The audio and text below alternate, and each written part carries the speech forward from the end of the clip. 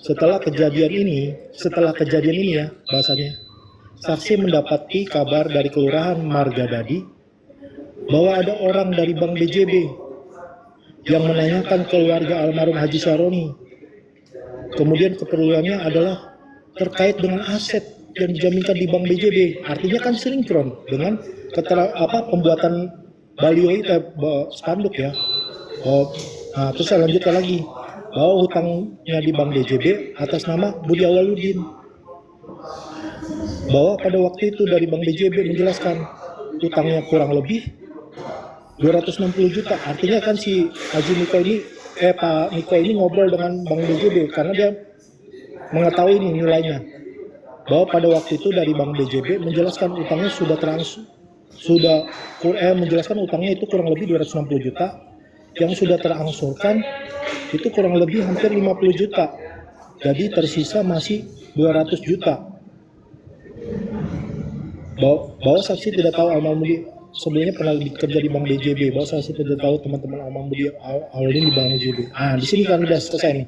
Artinya 260 juta dan masih kurang 200 juta ya menurut Pak Niko. Itu setelah pembunuhan loh. Dan ini yang itu bertepatan dengan pembuatannya si Prio bikin spanduk rumah ini dalam pengawasan bank. Nah, ini kan titik temunya dapat mestinya dapat. Ya kan Bang Diko? Iya, korban baru ditemukan belum seminggu dikubur, tahu-tahu dari pihak bank udah ada penagihan hutang. Berarti kan sertifikat rumah itu digadaikan ke BJB, bener nggak logikanya? Ya benar. Nah, yang Pak Zulfi yang kemarin saya sempat bertemu juga tiba-tiba bilang bahwa surat-surat sertifikat tanah itu sebenarnya dipegang Ririn dan dibuang ke kali itu, dibuang. Itu kan ada tuh di VT kan itu yang keterangannya Pak Zulfi, dia dibuang sertifikat tanahnya. Itu framing itu. Nah, ini harus diselidiki. Iya, itu framing, itu harus diselidiki nih. Sebenarnya ke tangan siapa? Karena pada saat setelah proses penyinggungan ini kan jadi sinkron nih, ada utang piutang, jaminannya kan rumah. Mungkin jaminan rumah ini ada yang ingin menguasai rumah aset korban karena sudah dibuat spanduk rumah ini dalam sita bank. Itu kan jadi ketemu tuh, tapi sertifikatnya tanahnya tidak ada. Harusnya kan ada di rumah kan, di rumah almarhum. Betul. Dan Pak Zulfi bilang itu dibuang Ririn, mustahil. Itu Apa kepentingannya Ririn? Bohong itu. Nggak percaya saya. Apalagi gini Bang, sebelum kejadian keterangan Ririn, Ayi ini datang nagih utang ke Budi 150 juta yang baru dibayar 30 juta. Ini yang nagih utang mantan karyawan BJB. Setelah pembunuhan, ada pegawai BJB menanyakan pembayaran utang piutang Budi. Ini dua-duanya utang piutang loh, nyambung. Ya dengan ditambah lagi yang penghabisan dua orang anak ya, Ratu Karinisa dan Bayi Bella. Itu kan nggak ada hubungan sama sekali sama tindak kejahatan itu. Karena kalau misalkan almarhum Budi meninggal nih, udah kan meninggal tuh, otomatis ahli waris jatuh ke anak-anaknya. Nah, sayangnya tidak ada pihak BJB yang jadi saksi di persidangan.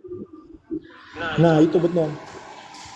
Bahkan padahal dia mengetahui ada utang piutang. Bang KDM juga nggak mau memanggil terkait membahas soal utang piutang tersebut.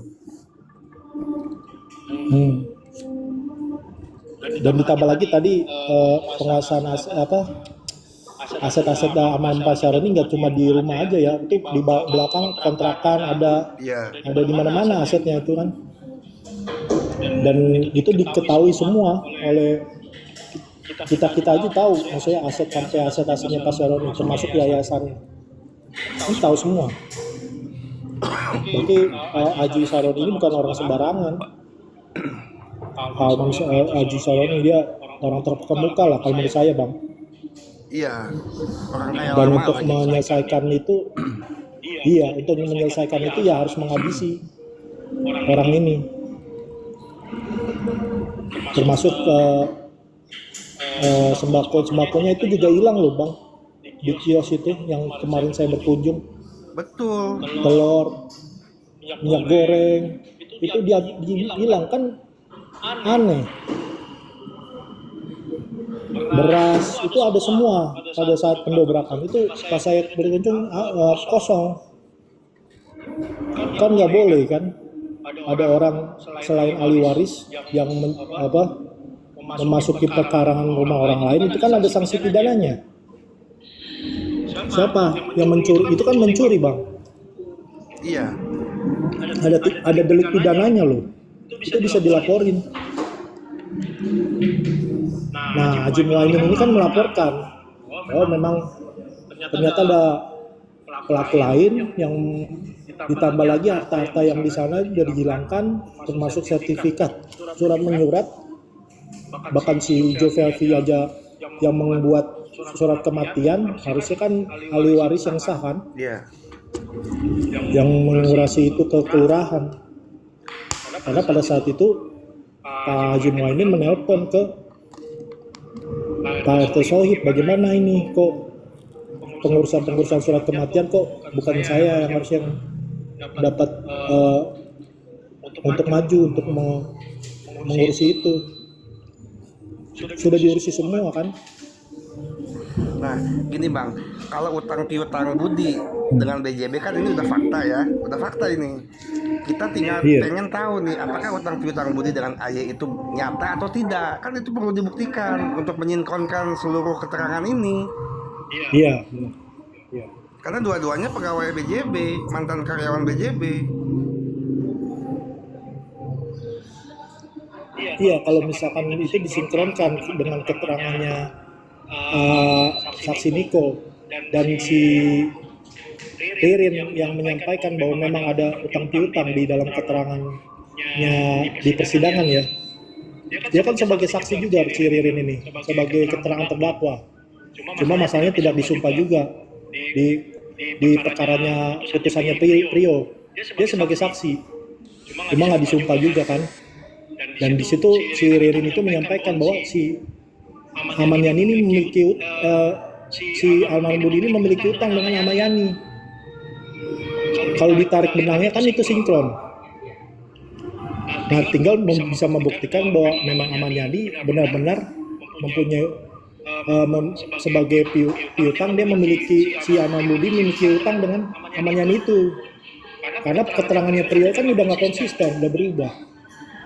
Cuma hanya Ririn saja yang mengetahui bahwa memang si Ahmad Yani ini mau nagih utang ke almarhum Budi. Nilainya juga kan fantastis juga, bukan receh.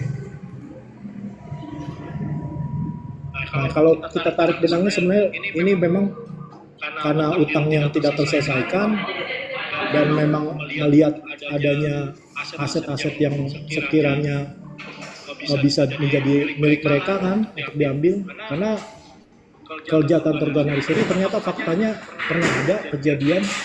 Saya nonton di mana ya, jadi dia membunuh satu suami istri, pasangan suami istri yang punya sertifikat, jadi sertifikatnya dikuasain sama dia. Itu ada, kalau teman-teman tahu itu ada kasus seperti itu. Jadi dia mau mengambil rumah korban dengan mencuri sertifikat dan membantai suami istri. Itu ada pernah kejadian seperti itu, pernah, faktanya pernah ada. Jadi saya rasa kejadian penguasaan aset dengan membunuh satu keluarga itu benar adanya, pernah kejadian itu, pernah dilakukan oleh pelaku kejahatan itu.